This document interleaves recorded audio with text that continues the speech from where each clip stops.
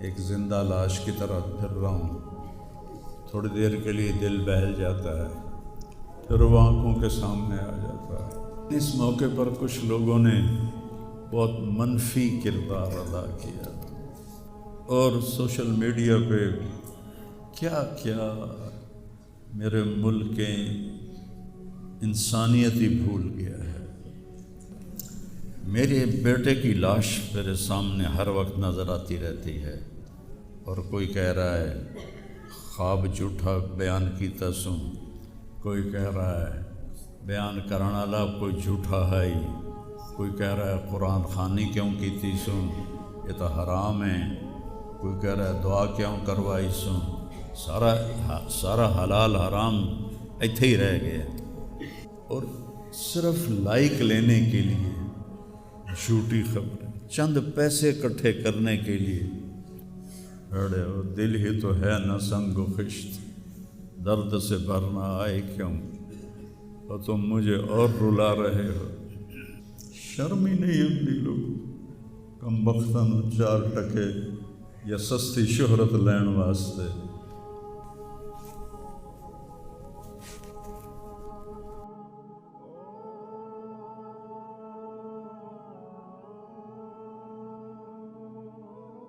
شکر ہے بہت لوگوں نے تعزیت کی، لیکن اس موقع پر کچھ لوگوں نے بہت منفی کردار ادا کیا۔ میں ایک جوان بیٹے کی میت اٹھا رہا ہوں اور اس کو قبر میں اتار رہا ہوں، اور سوشل میڈیا پہ کیا کیا میرے ملک کے انسانیت ہی بھول گیا ہے۔ اسلام کو پتہ نہیں کیا بنا دیا ہے۔ اسلام تو آتا ہے جب نبی کی زندگی سامنے ہوتی ہے، تو کوئی خوابوں پہ تبصرے کر رہا ہے، اور کوئی میرے اوپر تنقید کر رہا ہے، کوئی میرے بیٹے کو کہہ رہا ہے مولوی کے بیٹے نے خودکشی کر لی، تو بتاؤ میرے اوپر کیا گزری ہوگی اس سے۔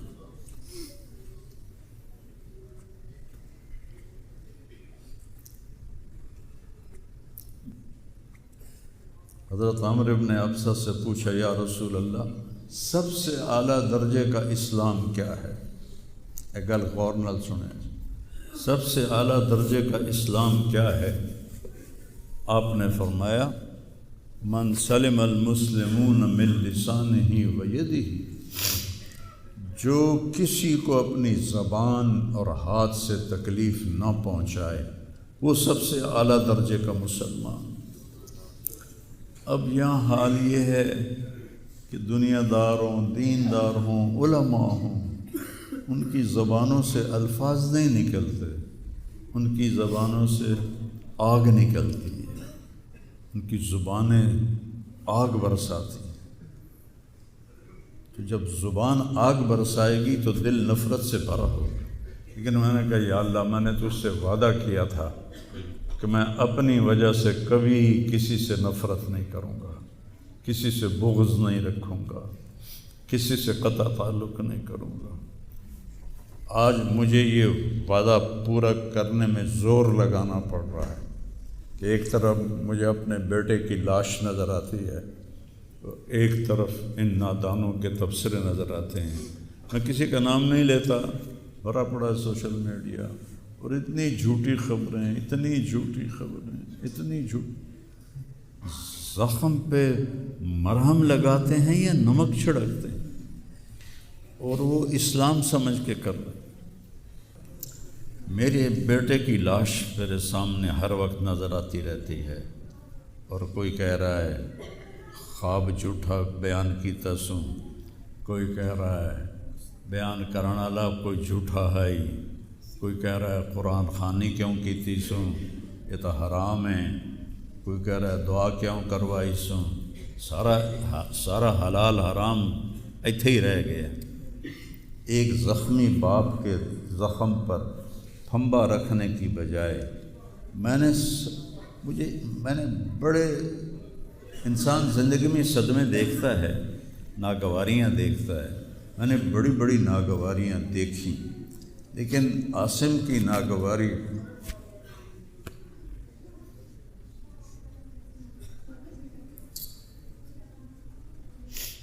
عاصم لا انساک ما ذر شارق وما ناہ عمر الحمام المطوقہ عاصم قلبی کل یوم ولیلۃ الیک بما تخفی النفوس معلقہ۔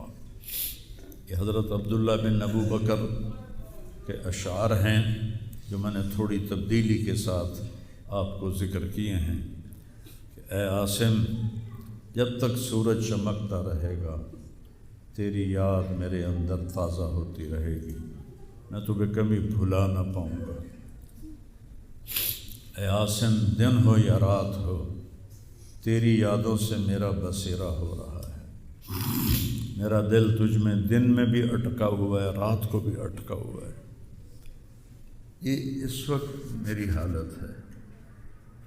تو میں اس کانپتے ہاتھ کو دیکھتا ہوں، پھر یہ شعر پڑھتا ہوں، ترکت اباک مرعشۃ یدا، تو نے کس حال میں باپ کو چھوڑا کہ اس کے ہاتھ کانپ رہے ہیں، وَأُمُّكَ لَا تُسِيغُ لَهَا شَرَابًا، اور تیری ماں کا سینہ اتنا گھٹ گیا ہے کہ اس کے اندر پانی بھی نہیں جا رہا جو سب سے آسانی سے چلا جاتا ہے۔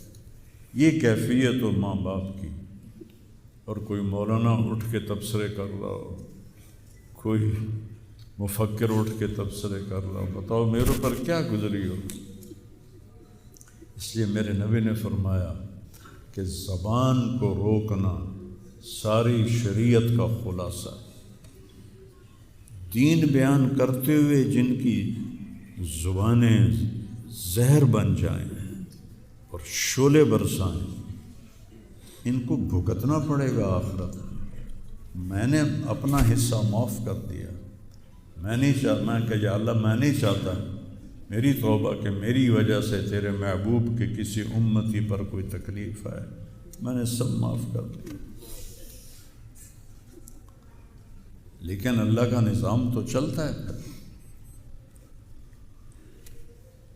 اور صرف لائک لینے کے لیے جھوٹی خبریں، چند پیسے اکٹھے کرنے کے لیے، وہ یہ نہیں جانتے کہ ایک باپ کا زخمی جگر اور کتنے زخم گہرے ہو جائیں گے تمہارے چند پیسوں کے لالچ، اور کرنے کو کوئی باتیں ہیں نہیں، اور جو اس قسم کی واہیات بولتا ہے اس کو لوگ سنتے بہت، کوئی مثبت بات کرتا ہے تو اس کو سنتا کوئی نہیں۔ میں نے اپنا دکھ آپ کے ساتھ شیئر کیا ہے، اور آپ کو نصیحت کرتا ہوں اپنی زبان کی حفاظت کریں۔ میرے نبی نے کبھی ممبر پہ کھڑے ہو کر کسی کو برا بھلا نہیں کہا، عبداللہ بن ابی کو بھی برا بھلا نہیں کہا، مجلس میں بیٹھ کر کسی کو برا نہیں کہا، اور تو یہ کرتا ہے، مرتے دم تک آپ نے یہ کسی کو نہیں کہا۔ کسی کی کمی بھی دیکھی تو نظریں جھکا لی، اس کی کمی کو اچھالا نہیں۔ ہمارے ہاں، ہمارے خطیبوں کے ہاں یہ دین بن چکا ہے کہ ان کے سامنے میرے نبی کی سیرت نہیں ہے، تو میں آپ کے سامنے ہاتھ جوڑتا ہوں، ویسے بھی کسی کو اپنی زبان سے دکھ نہ دیا کرو۔ چہ جائے کہ ایک جوان بیٹے کی موت کا غم لیے ایک زندہ لاش پھر رہی ہو، اور اس کو پتھر مارے جائیں، اور اس پر اپنے غصے کو نکالا جائے، بڑے دکھ کی بات ہے بھائی، بڑے درد کی بات۔ یہ ہماری قوم کی گراوٹ کی انتہا ہے، گراوٹ کی میں تو اس وقت پاگل تھا، جہاں سے مجھے کسی نے جھوٹا خواب بھی سنایا تو میں نے تسلی لی کہ شکر ہے میرا بیٹا، جوان بیٹے کو اللہ نہ تنوں اٹھاون دے ویلا وکھاوے، اللہ تنوں اٹھاون دا ویلا نہ وکھاوے۔ تو جو تار سے نکلی ہے وہ تم سب نے سنی ہے، جو ساز پہ بیت گزری ہے وہ کس دل کو پتہ ہے۔ یہ تو وہی جانتا ہے جس پہ یہ صدمہ گزرتا ہے، وہی جانتا ہے جس کا جگر ٹوٹے ٹوٹے ہوتا ہے۔ اوروں کو کیا پتہ کہ اولاد، جوان اولاد کا، اور میرا بچہ یہ اتنا نیک تھا، کبھی غیبت نہیں کرتا تھا، کبھی غیبت نہیں کرتا، کسی سے نفرت نہیں کرتا تھا، کسی کی غیبت کرنے نہیں دیتا تھا، کسی کی برائی کرنے نہیں دیتا تھا۔ یعنی اس کی آپ بات سنو کہ یا اللہ جن جن لوگوں نے پاکستان کو لوٹا ہے اس میں جتنا میرا حصہ لوٹا ہے میں نے سب کو معاف کیا۔ ایسے اخلاق والا بچہ میرا مر جائے اور مجھ پر تان و طنز ہو رہا ہو، قرآن خوانی کیوں کرائی، کوئی کفر کر دیتا ہے، اسلام ہی چوں نکل گیا۔ یہ دیوبندی بریلویوں نے آپس میں لڑ کے پوری امت کا حلیہ بگاڑ کے رکھ دیا۔ خطیبوں نے، میں صحیح علماء کی بات نہیں کر رہا، خطیب چاہے دیوبندی کے ہوں، چاہے اہل حدیثوں کے ہوں، چاہے وہ بریلویوں کے ہوں، چاہے وہ شیعوں کے ہوں، سوائے نفرت کی آگ بھڑکانے کے ان کے پاس اور کوئی موضوع ہی کوئی نہیں۔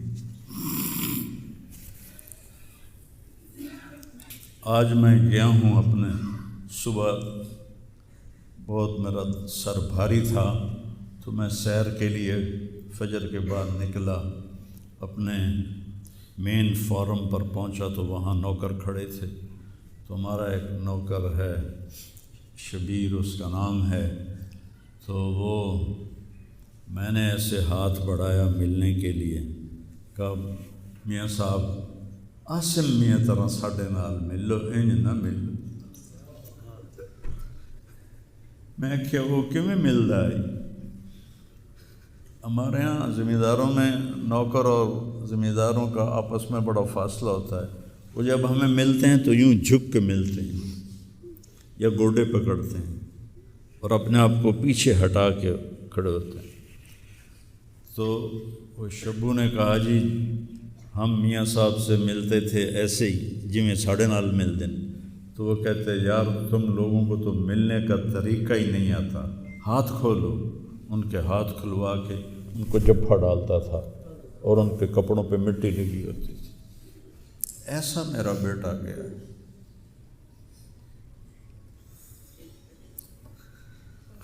نوکر کے منہ سے نوالا نکال کے اپنے منہ میں ڈال کے کھا لیتا تھا۔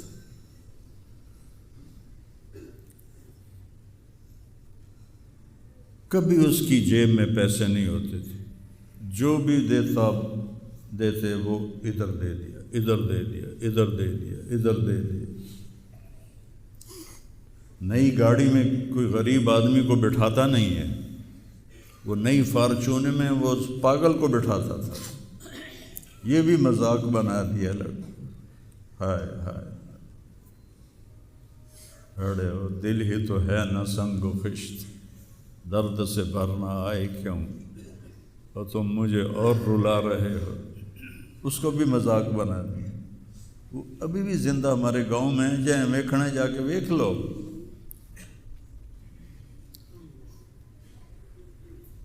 اور اس نے کہا کہ میرے رب نے میری بخشش کر دی اس ملنگ کی خدمت کی وجہ سے۔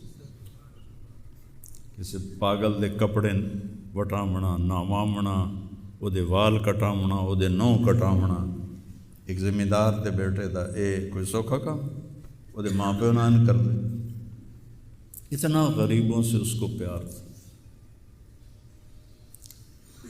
اور سخاوت کوٹ کوٹ کے بھری تھی، اور نوکروں کو بھی بھائی کہہ کر بلاتا تھا۔ ہم لوگ بلاتے ہیں اوئے ایدیا، ہمارے جو ہم نے اپنے والدین کو دیکھا، چاچے تائے بابے دیکھا، اوئے برا، کہتا بھائی ادھر آئیے۔ یہ وجہ ہیرا بندے دا کھڑی جاوے تو دا کیا بس